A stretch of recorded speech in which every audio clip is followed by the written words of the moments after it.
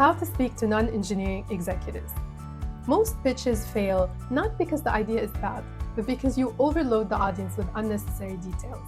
That's the exact mistake many engineers and engineering leaders make when talking to executives. They overload them with information that doesn't serve the outcome. If you've ever wondered why great ideas don't always land, the answer lies in the psychology of our brains. The human brain is wired to reject information when it's too complex or irrelevant. I'm going to talk about what that looks like and show you how to fix it. One fundamental rule I want to point out is know your audience. What matters to a non-engineering executive is completely different from what matters to an engineering executive. So if you're speaking to a CTO or a VP of engineering, they may actually want to hear some of the technical details. But even then, they'll still care about things like scalability, system reliability, engineering efficiency, and not too much about deeper implementation details. On the other hand, if you're pitching to a CFO or a COO, their priorities are different. They care about cost, risk, business impact, operational efficiency, and they're not interested in the technical specifics. They want to know how the proposal affects revenue, customer experience, and long-term growth. Imagine this scenario. You're an engineering leader pitching a project to migrate to cloud infrastructure, and you're proposing this project to a non-engineering executive team. Let's say you're talking to the CFO and the COO. Your goal is to secure funding for this project, but the success of your pitch depends on how you frame the problem and the solution. So here's what a not-so-great pitch sounds like. Here it goes. Our current monolithic architecture is outdated and built on older frameworks. Moving to cloud-based microservice architecture will make our system more scalable and resilient. It'll allow us to implement Kubernetes for container orchestration, and it'll enable us to leverage auto-scaling. What the executives hear in their minds, monolithic, microservices, Kubernetes, auto-scaling, and they're thinking, I have no idea what any of these terms mean. And it sounds like it's going to be expensive, it's going to cost us a lot of money, and it sounds too risky and complicated. Here's the psychology behind what's happening in their brains. First is something called cognitive overload. As you, the engineering leader, dive into technical jargon without tying it to a clear purpose, you're overwhelming the executive's working memory, because now they're forced to process terms and details they don't fully understand, which distract them from the core message that you're trying to convey. Second one is loss of emotional engagement. Such a pitch fails to connect with the executive's priorities, such as cost savings, customer impact, business growth. And without emotional relevance, the brain will deprioritize the message, which is, again, the opposite of what you're aiming for. Third is ambiguity and stress. When you don't address cost, risk, return on investment, it triggers part of the brain in your audience that creates a sense of uncertainty and defensiveness. And instead of engaging, their minds are now fearful and focusing on potential risks. Again, not what you want. While this is happening in their minds, you keep diving deeper into technical details, overwhelming their brains even more and more. And eventually, the pitch fails because you couldn't connect the technical solution to the business priorities, which is really the language that they understand and are most interested in. Now, here's what a good pitch might sound like. Right now, our system struggles during peak times, which leads to downtime that affects the customer experience.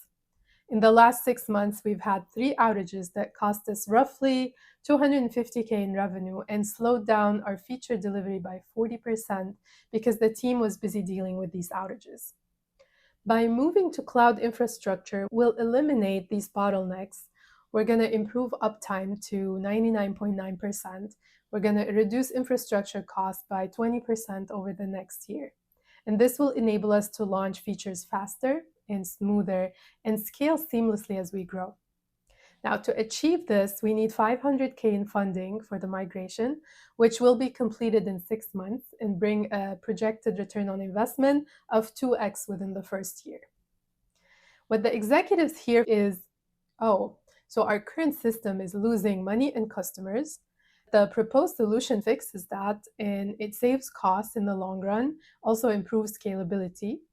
The investment seems clear, and the timeline and return on investment also sound realistic. Here's the psychology behind why this works. First, simplified information. You're focusing on key outcomes like revenue, uptime, cost savings, instead of overwhelming them with technical details. And the brain can now process and prioritize this information without that cognitive overload that we talked about earlier. Second one is emotional engagement. Highlighting the 250K loss and potential return on investment makes the pitch emotionally relevant. Now they care because it impacts their bottom line and their business goals. Third, clarity and confidence. By addressing costs, risks, and outcomes, you reduce ambiguity and prevent decision paralysis.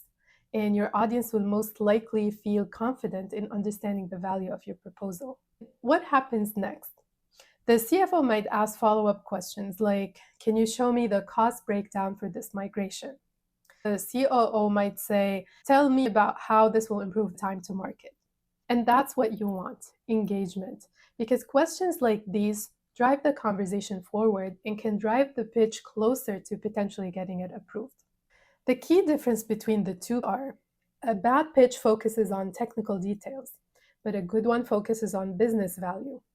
Bad pitch leaves room for assumptions about cost, risk, impact. A good one directly addresses cost, risk, return on investment, and other stuff. A bad pitch overwhelms with unnecessary complexity. A good one communicates with clarity and purpose. A bad pitch disconnects from business priorities, but a good one aligns with business goals like revenue, efficiency, customer satisfaction. I want to also point out that a bad pitch doesn't only affect the project approval or delay critical decisions, but it might also make the executives you're talking to lose trust in you as a leader.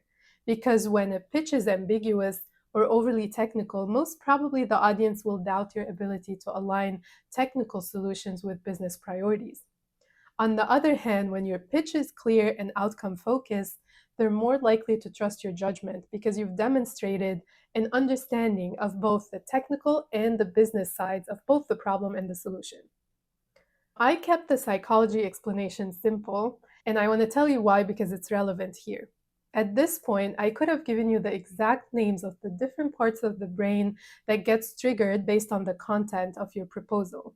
I could have explained how the prefrontal cortex processes complex decision making, and how the amygdala reacts to uncertainty and stress, or how the limbic system prioritizes emotionally relevant information. But you probably wouldn't retain most of that, and it wouldn't add much value to your ability to pitch better. That's the exact mistake many engineers and engineering leaders make when talking to executives. They overload them with information that doesn't serve the outcome. So instead, I kept it high level and focused on what matters to you, how the brain reacts, what a good versus bad pitch sound like, and how to fix it. But the psychology is simple. When you focus on outcomes instead of details, you align with how the brain processes information. A bad pitch overwhelms, it confuses, it disengages, but a good one simplifies and it connects emotionally and gives decision makers the clarity they need to act. So before you walk into that meeting, think, who am I speaking to? What do they care about most? Am I making it easy for their brain to process the information I'm providing and to potentially say yes? And if the answer is no, then redo your proposal and shift your focus to what matters most to them, which is outcome, value, relevance. Let's continue to grow as leaders, refine our communication, and make a bigger impact together.